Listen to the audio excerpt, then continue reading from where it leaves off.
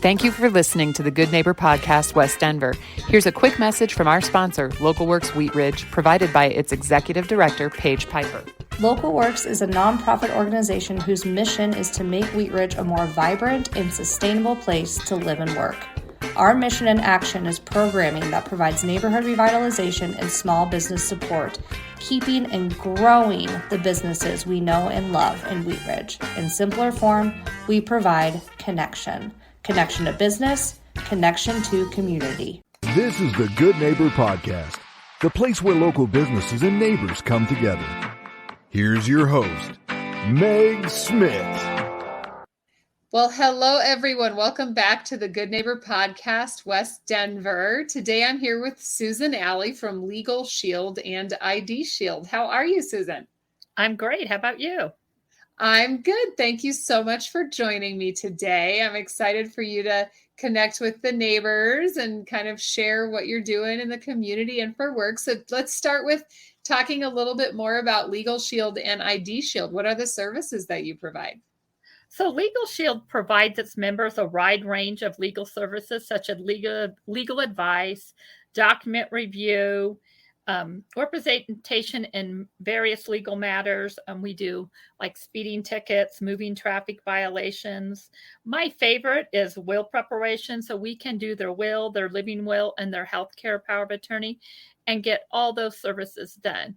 LegalShield's like any other law office or legal office, except for we provide the legal services for a small monthly fee. So it's kind of like having an attorney in your pocket at all times that you can just call when you need to, and you know that you're not going to pay hundreds of dollars an hour. You're just going to pay your small monthly fee in most all cases. Yeah, that's nice because those can be surprise bills. Do you do tax like legal advice for income taxes? We do have attorneys who can speak with them on if they're audited by the IRS or they have tax questions. Exactly.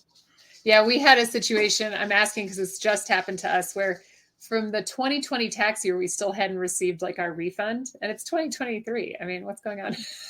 And then finally, because we were contemplating, do we need to get an attorney? And would that fee then outweigh the refund we would get in the first place? But it ended up that they changed something in the document and it all got resolved. But for a minute there, I was like, well, I mean, who do you call? That would have been. Right. And sometimes what happens is people don't know this, but they're like waiting for the refund. Well, someone else already got their refund because then someone stole their identity and filed taxes in their name. So therein hence comes the IDSheild. So IDSheild was a product that we brought out in 2003 because identity theft really is at an all-time high. And really, it's never going to go away in our lifetime. So it happens like every 2 to 3 seconds, but we monitor, we restore. And the biggest thing that we do that no one else does is we provide a private investigator who goes to work on your behalf. You sign a limited power of attorney and they restore your identity to the way it was before you became a victim. It's much more than just people think, oh, I have identity theft coverage at my bank. Yes, but try calling them when you get arrested because someone committed a crime in your name or someone used your social to buy a car or a house. So we cover all types of identity theft where many others are very limited.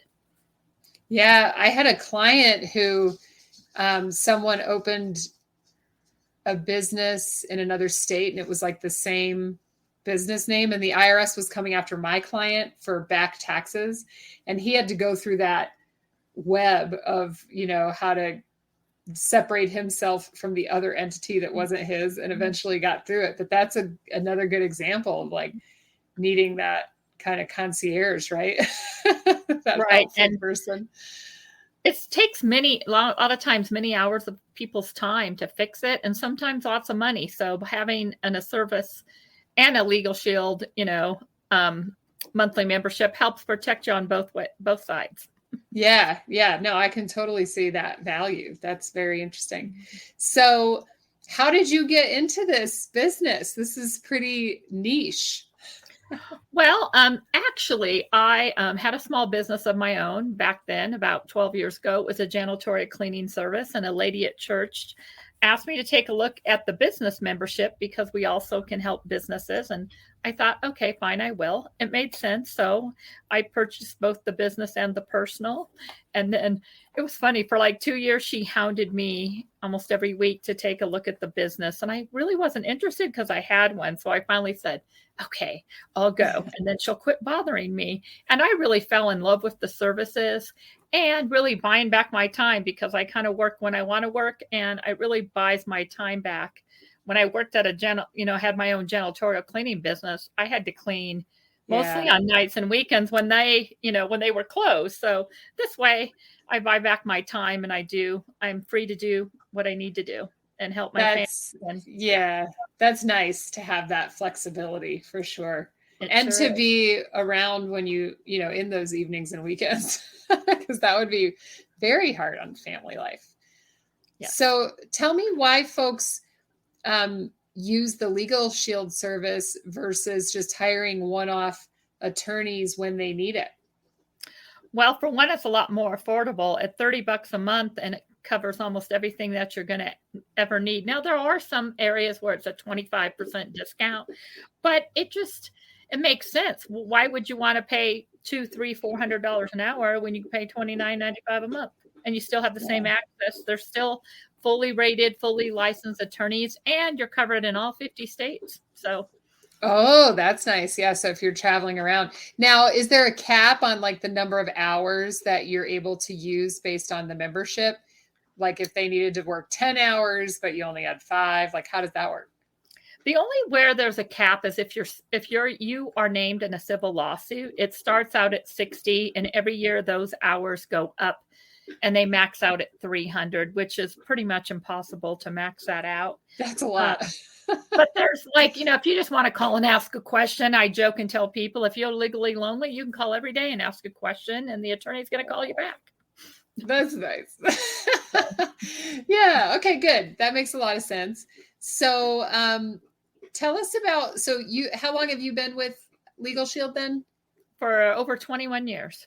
Wow. That's amazing. I didn't realize, the length of time they've been around. So that's really cool. Been around 51 years. So. Wow. Okay. So they know what they're doing. This is not a new system or process. Okay. Yep. So in that 21 years, have there been any hardships in the service of providing LegalSheild?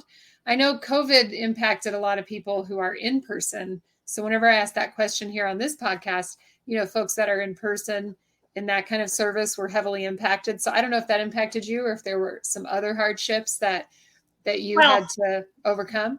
I would say for the attorneys, it did not impact them in any way. Quite frankly, they were able to pivot really quickly to just, and now to this day, a lot of them work from home and take the calls from home.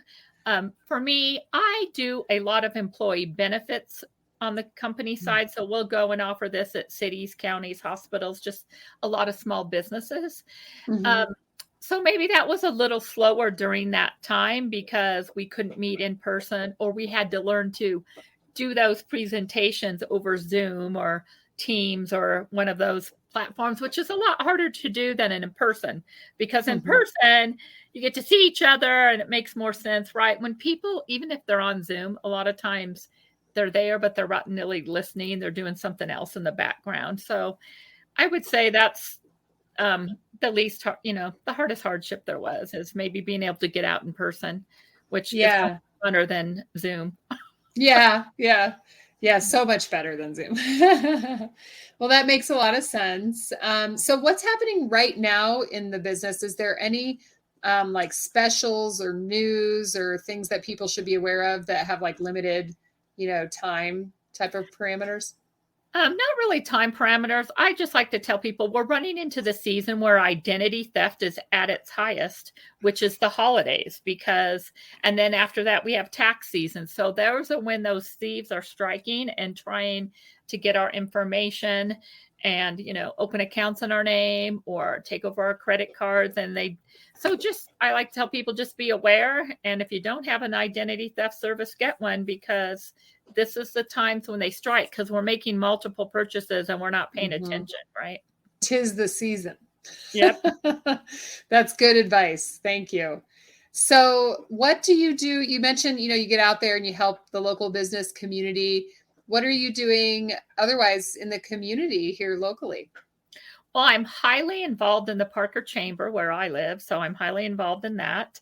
But I also volunteer at Aging Resources of Douglas County, and I have someone I'm a companion for, and her name is Mary. She happens to be almost blind, so I take her to get her haircut or go to lunch or just go have fun. I even say take her to go to a movie, and she doesn't see much, but she still loves to go and be around people, and she can hear the movie.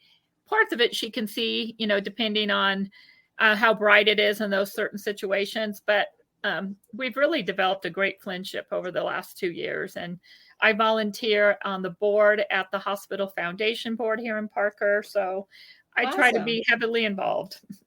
I love that. Well, thank you for all of that, contribution to the neighborhood. I think that's fantastic.